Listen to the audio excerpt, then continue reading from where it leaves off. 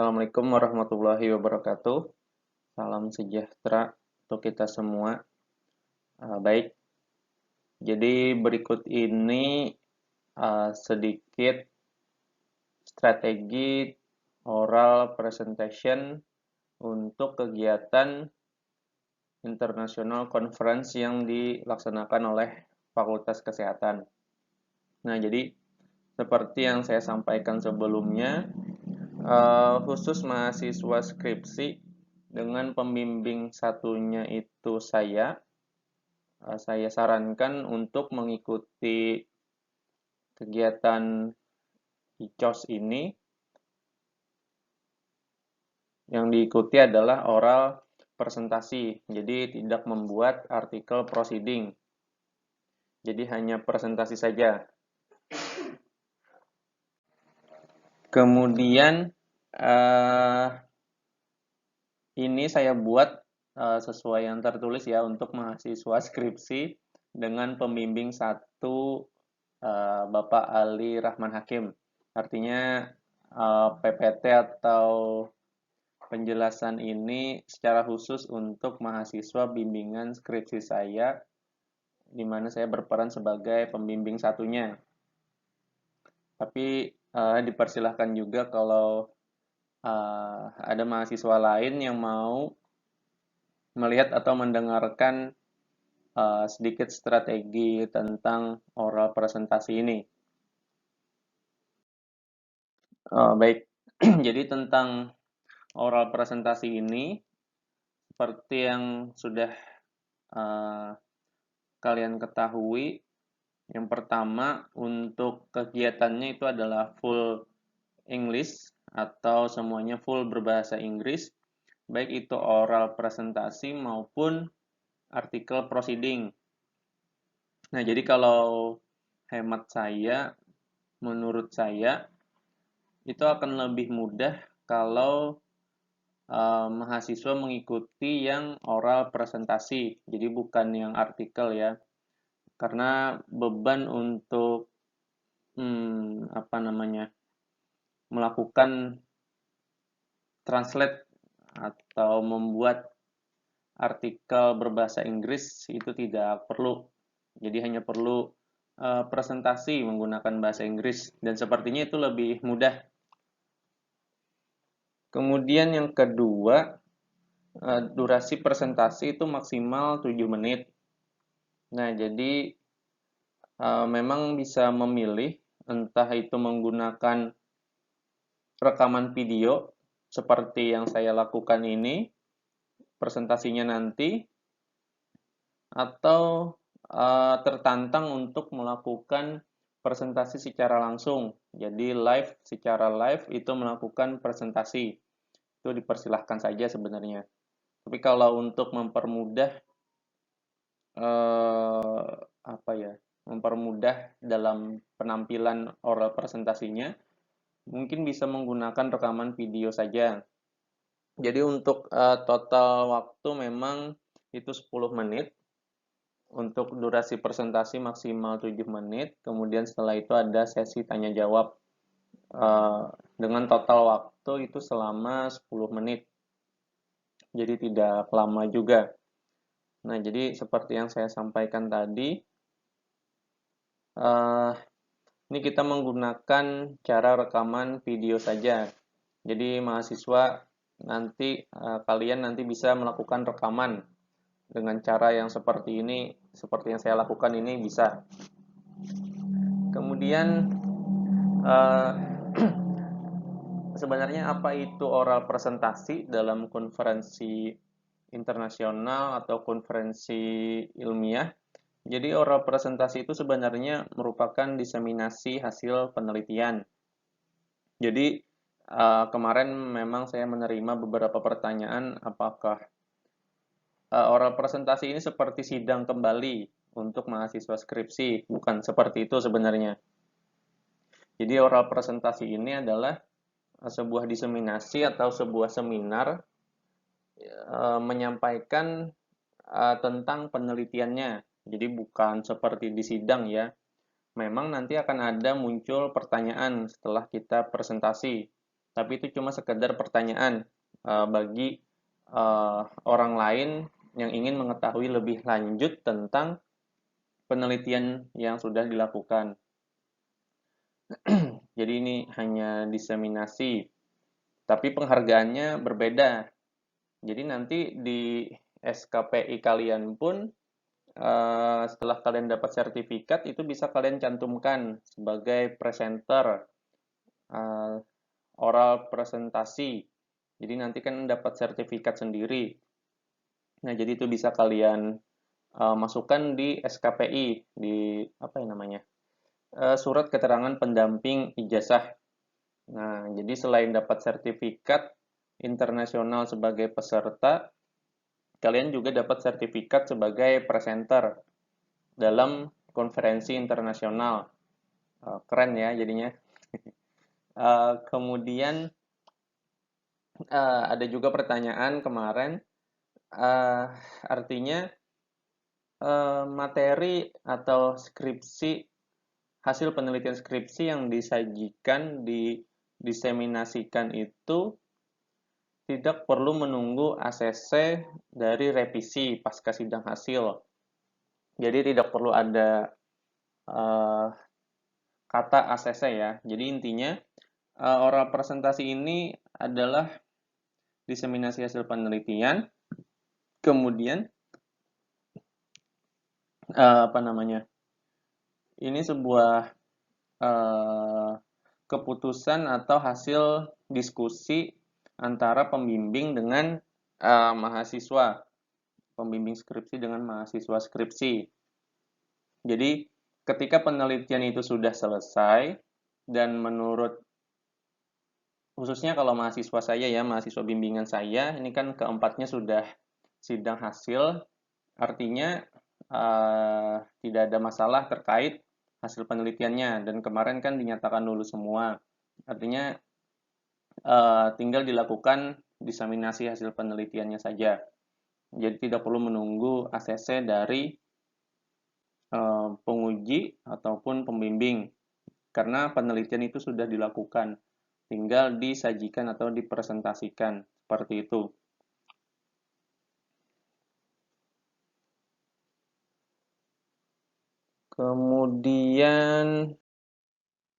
Kemudian seperti apa PPT-nya? Jadi PPT yang akan kalian buat nanti itu jadi saya bagi menjadi 1, 2, 3, 4, 5, 6. Ada 6 bagian ya, bagian PPT. Yang pertama cover seperti biasa, kemudian ada pendahuluan atau introduction-nya, introduction. Kemudian tujuan atau objektif, objektif dari penelitiannya. Kemudian ada metode, ada hasil dan diskusi. Jadi kalau di sini bukan pembahasan ya, seperti sidang itu, tapi diskusi bahasanya. Nah, ini adalah bagian yang perlu disiapkan. Jadi nanti memang akan lebih ringkas dibandingkan PPT ketika maju sidang. Kemudian strateginya, jadi dari hasil yang sudah dilakukan, bagian dari cover, pendahuluan, tujuan, metode, hasil, dan diskusi ini dibuat dalam bentuk draft. Draftnya ini dalam bahasa Indonesia. Jadi isi dari PPT-nya itu bahasa Indonesia saja dulu. Tapi kita harus perhatikan susunan SPOK ya. Susunan kalimat SPOK-nya.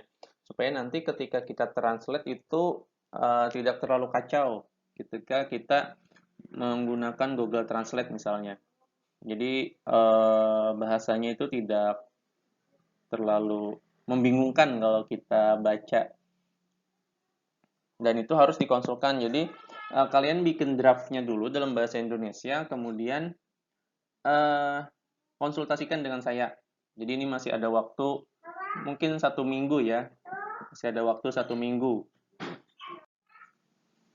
Kemudian setelah bahasa Indonesianya sudah fix, kemudian kita coba translate menggunakan Google Translate. Nah, nanti kita coba telaah ulang juga hasil dari Google Translate-nya. apakah sudah sesuai dengan bahasa ilmiah, karena kadang tata tulis untuk sebuah artikel ilmiah itu berbeda ya dibandingkan percakapan. Kemudian kita masuk ke bagian cover. Bagian satu ini jadi ada judul. Judul pastinya kita gunakan bahasa Inggris. Jadi judul menggunakan bahasa Inggris. Kemudian nanti kita akan susun judul untuk oral presentasi ini berbeda dengan judul skripsi. Jadi tidak sama persis seperti judul skripsi. Tapi masih berhubungan dengan hasil penelitian. Kemudian ada nama mahasiswa, nama kalian sebagai penulis pertama, kemudian nama pembimbing itu sebagai penulis berikutnya. Jadi jangan disebutkan pembimbing ya, tapi tuliskan nama langsung, nama saya, kemudian nama pembimbing kedua. Kemudian tuliskan juga nama program studinya, biasa pakai departemen ya, Department of Pharmacy, kemudian Health Faculty, seterusnya Sari Mulia University. Nah, ini untuk bagian cover. Kemudian bagian pendahuluan. Nah, di bagian pendahuluan latar belakang ini tidak perlu terlalu panjang. Yang penting pendahuluan yang disajikan itu sudah memberikan sedikit gambaran tentang penelitian. Kenapa penelitian itu dilakukan. Jadi tidak terlalu panjang lebar ya. Cukup diringkas, poinnya dapat untuk menggambarkan penelitian yang dilakukan. Kemudian ada tujuan penelitian. Tujuan ini biasanya disebutnya objektif ya. Objektifnya dari penelitian itu apa? Kenapa penelitian itu dilakukan? Itu bisa jadi satu kesatuan dengan latar belakang. Kemudian ini bagian 2 tadi, jadi tidak terlalu panjang ya. Kemudian ada material dan metode. Jadi nanti di sini tuliskan alat dan bahan, alat yang digunakan apa, bahan yang digunakan apa. Kemudian untuk metodenya, itu kalau bisa secara flowchart atau alur, kalaupun dalam bentuk narasi, deskripsi itu dibuat seringkas mungkin. Tidak perlu terlalu panjang, karena waktunya terbatas tadi ya. Hanya maksimal 7 menit. Bahkan tidak perlu dipas-paskan 7 menit juga ya. Kemudian bagian hasil. Nah, hasil ini sama seperti biasa yang sudah kalian lakukan. Kalau ada tabel, buat tabel. Kalau ada gambar, cantumkan gambar. Tidak perlu ada narasi berlebihan, tapi hanya menyebutkan keterangannya saja dari tabel atau dari gambar itu. Itu untuk bagian hasil. Kemudian diskusi. Nah, jadi bukan pembahasan seperti yang saya sampaikan tadi. Jadi bukan pembahasan, tapi diskusi. Pada bagian isi memang itu agak mirip juga dengan pembahasan sebenarnya. Tapi subjudul atau subtemanya itu berbeda. Kemudian di bagian diskusi ini sama seperti bagian pembahasan. Jadi kalian menyebutkan hasil yang sudah didapat dari penelitian kalian. Itu disebutkan hasilnya. Kemudian dihubungkan dengan hasil studi atau hasil riset sebelumnya. Jadi referensi-referensi dari jurnal ilmiah sebelumnya itu yang seperti sudah kalian cantumkan juga di bagian pembahasan. Nah, jadi tinggal kalian istilahnya cabut atau comot yang mana menurut kalian itu disajikan di bagian diskusi ini. Jadi tidak perlu panjang lebar, tapi yang kalian cantumkan di bagian diskusi itu menjawab tujuan dari penelitian yang dilakukan. Nah, kalau ini kan rasanya semuanya kan menggunakan, bukan menggunakan ya, mengukur kadar flavonoid total. Nah, mengukur kadar flavonoid total ini yang pasti dalam bagian diskusi itu yang pertama sampaikan dulu kenapa flavonoid itu perlu diketahui dari suatu tumbuhan. Karena flavonoid itu kan memiliki potensi sebagai antioksidan, antiinflamasi, anti kanker, dan sebagainya. Kemudian hasil dari penelitian itu diketahui sekian kadarnya. Dari sekian kadar itu kan kalian bisa juga membandingkan dengan penelitian sejenis. Dengan mengetahui kadar itu, apa yang bisa dilakukan berdasarkan referensi-referensi lainnya. Jadi tidak terlalu panjang lebar juga untuk bagian diskusi. Mungkin 2 halaman cukup ya. Jadi potensi dari flavonoid, kemudian kadar flavonoidnya seperti apa, kemudian bisa juga dihubungkan dengan keterangan empirisnya. Jadi empirisnya di masyarakat disebutkan apa, kemudian kalian sampaikan juga di bagian itu untuk menjawab empirisnya tadi. Jadi dibuat draftnya menggunakan bahasa Indonesia, sudah termasuk foto, tabel, dan sebagainya, sudah dibentuk desain untuk presentasi berupa PPT yang mau dipresentasikan, desainnya sudah siap. Jadi di Indonesianya dulu, kemudian dikonsultasikan supaya kita nanti mudah untuk kalian mempresentasikannya. Nah, kemudian untuk rekaman, bisa kalian gunakan fasilitas perekaman layar dari Microsoft PowerPoint seperti saya ini. Semoga fasilitas ini ada di PowerPoint kalian. Atau bisa juga menggunakan Zoom. Jadi kalian rekam sendiri, kalian bicara sendiri di Zoom kalian, seperti biasanya dosen itu, tapi harus kalian rekam. Harus kalian pencet bagian rekamnya. Jadi nanti bisa memudahkan kalian juga kalau menggunakan Zoom. Jadi bebas, selamat menyiapkan.